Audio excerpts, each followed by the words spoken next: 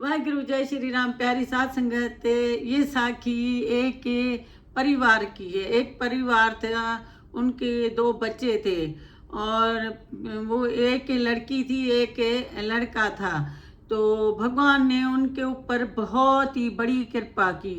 गुरु ने बहुत ही बड़ी कृपा की और बहुत ही जो है ना, उन लोगों ने सत्संग सुना और भंडारा किया और सेवा किया और बहुत ही भगवान ने उनके ऊपर कृपा की। 4 साल से वो उसका बच्चा पैदाइशी गेहूं नहीं खा रहा था। कहते हैं ना, गुरु जब भी अपना जन्म होता है इस जमीन पे आते हैं तो हम अपना भाग्य, अपना कर्म का फल हम सब लेकर आते हैं। जो हमें करना होता है, भोगना होता है, खुशी देखनी होती है, तकलीफ देखनी होती है, सब जो है ना हमें अपने कर्मों के अनुसार मिलती है। तो उन बेचारे का भी कर्म था। एक लड़की थी, वो सब खाती पीती थी। उनका लड़का जो है ना, वो गेहूं नहीं खाता था, गेहूं की कोई चीज़ नहीं खा सकता था। रोटी तो उसके अंदर जाती ही नहीं थी, उल्टी कर देता था। और बहुत ही फिर उन लोगों ने बहुत इलाज कराया, हर एक डॉक्टर को दिखाया, लेकिन उनका जो है ना वो सही नहीं हुआ। फिर ये बहुत परेशान रहते थे माँ बाप, और मंदिर तो जाते रहते थे, आराम तो फिर भी आते हैं साथ संगत में, सत्संग में, मंदिरों में, कहीं और आते हैं। क्लब में जाओ, पी कर आ जाओ, नशे में एक्सीडेंट कर देते हैं लोग, हालत बुरी होती है, उल्टा सीधा बोलते हैं। लेकिन जब सत्संग में जाते हैं तो कितना शांति से होता है सब कुछ। तो सुख जो है ना वो सत्संग में है, तो सुकून जो है वो सत्संग में है। तो भगवान के पकड़ने में हमें सुकून है। तो फिर उन लोगों ने एक दिन भंडारा किया और खिला पिला के उधर जाके फिर उस बच्चे को भी लगा कि मैं भी जो है ना सेवा करूं। अभी छोटा था, 6 साल का था, क्या सेवा करेगा। फिर ये खाना खा रहे थे तो फिर एक डॉक्टर कोई साथ में बैठा था, बाहर विदेश से आया था, और उसने कहा कि क्या ये आपका बच्चा रोटी नहीं खाता? तो उसने कहा नहीं, मेरा बच्चा रोटी नहीं खाता है, राइस खाता है और बाकी फ्रूट सब्जी वगैरह ये खाता है, इसको एलर्जी है, गेहूं कभी भी नहीं खाता। तो इसीलिए तो उसने कहा मैं डॉक्टर हूँ, मैं बाहर से आया हुआ हूँ, मैं गुरुद्वारे आया हूँ माथा टेकने गुरु नानक के आगे, तो मैं जो है ना इलाज यही करता हूँ, तो मैं इसका करके देखूँ। उसने कहा और हमें क्या चाहिए? कह रहे हैं कि मैंने कुछ लोगों को फायदा हुआ है, कुछ लोगों को नहीं हुआ है, लेकिन मैं करके देखता हूँ। उसने कहा ठीक है, आप जो है ना भली इलाज करें। फिर इलाज भी बहुत महंगा था, लेकिन उन लोगों ने इलाज पूरा 2 साल करवाया, लेकिन उसको फायदा नहीं हुआ। और वो बच्चा आके 10-11 साल का हुआ, और ये जो है ना गुरुद्वारे माँ बाप को लेके जाता रहता था, उधर जाके सेवा करता था।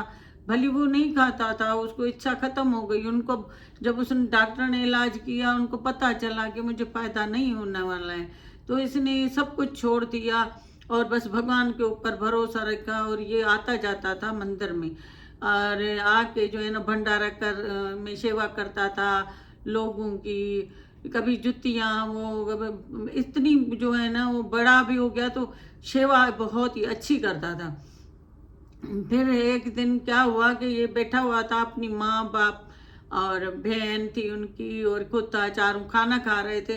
तो एक बंदा जो जैसे भंडारे में हम गुरुद्वारे में बैठते हैं तो कोई दाल लेकर आता है, कोई रोटी लेकर आता है, कोई चटनी लेकर आता है, कोई राइस लेकर आता है, इसी तरह लोग लेके आ रहे थे। तो एक सेवादारी आया, उसने दाल दी, इसको दाल ली इसने। फिर दूसरा सेवादारी आया तो उसने इसको रोटी दी। तो उसकी माँ ने बोला कि पापा जी ये जो है ना रोटी नहीं खाता है, इसको एलर्जी है, तो ये रोटी नहीं चाहिए। और अगर कहीं और कोई राइस वाइस हो तो वो आप उनको बोलें कि मुझे राइस दे कर जाएँ, और जो है ना ये नहीं खाता है, इसको एलर्जी है। तो उसने सेवादारी ने बोला, जिसने रोटी दी, उसने कहा कि बच्चा आज इसको खाने दो, ये खाए, और आज ये जो रोटी है ना इसके नसीब में है और ये इनको ही मिलेगी, तो आप इसको खिला खिला दें। और ये कह रही थी कि उसकी माता के ये खाता ही नहीं है, एलर्जी है। ठीक है, इसने रोटी ले ली और फिर ये जो है ना वो बंदा चला गया आगे। इस माता ने क्या किया कि वो रोटी उठा के कह रही थी लेकर आया है, तुम्हें भला खिला के देखूं। तो उसने एक टुकड़ा उठाया, दाल में लगा के इसको जो है ना रोटी खिलाई और वो खा गया। फिर इसको दूसरा वाला खिलाया, ये रोटी खा गया। इसी तरह इसने पूरी रोटी खत्म की। फिर बच्चे ने बोला मुझे दूसरी भी रोटी दो।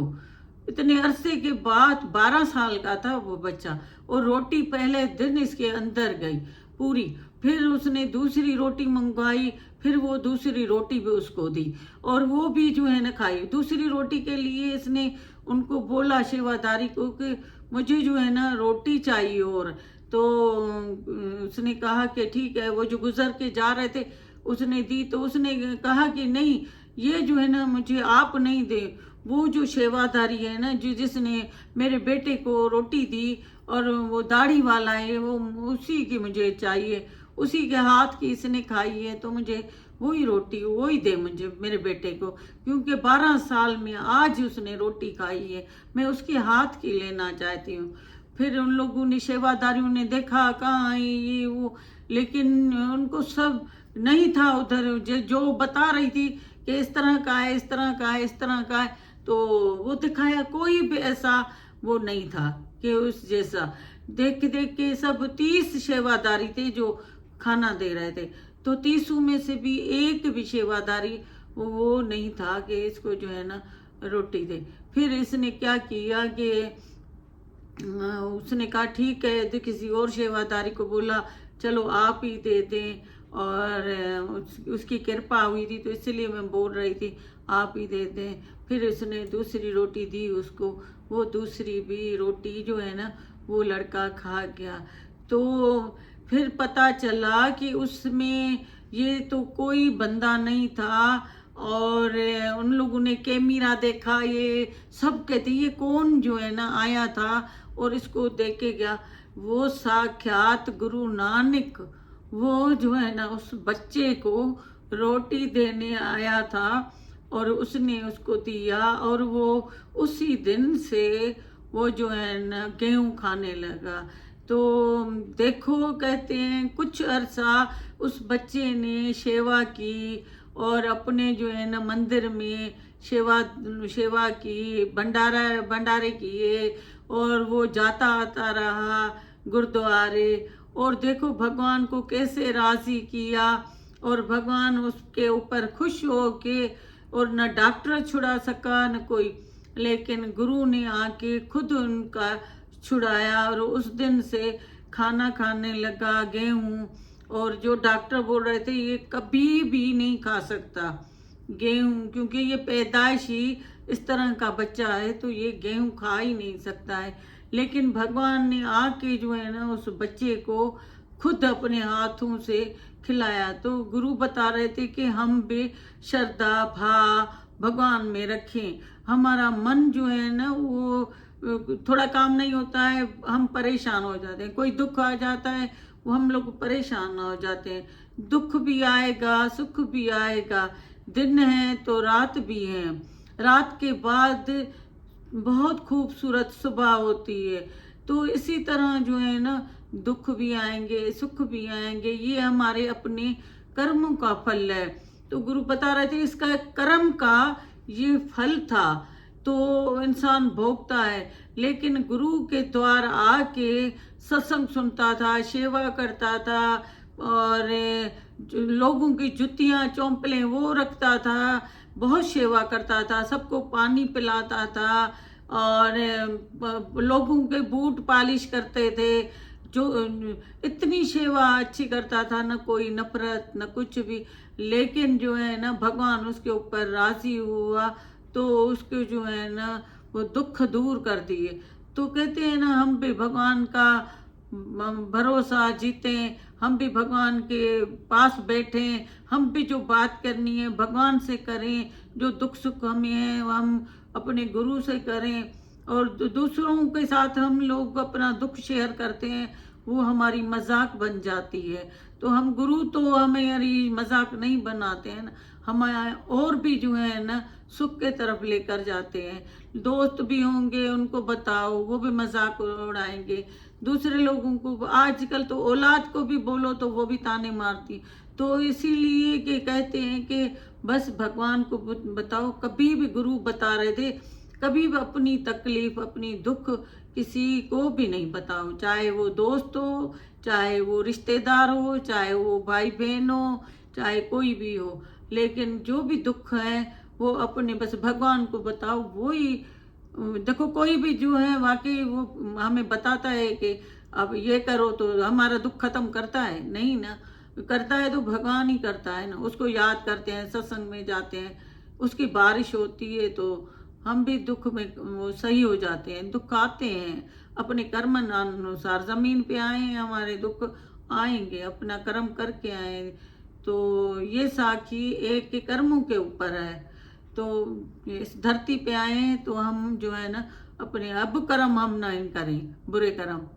तो वाहे गुरु, जय श्री राम।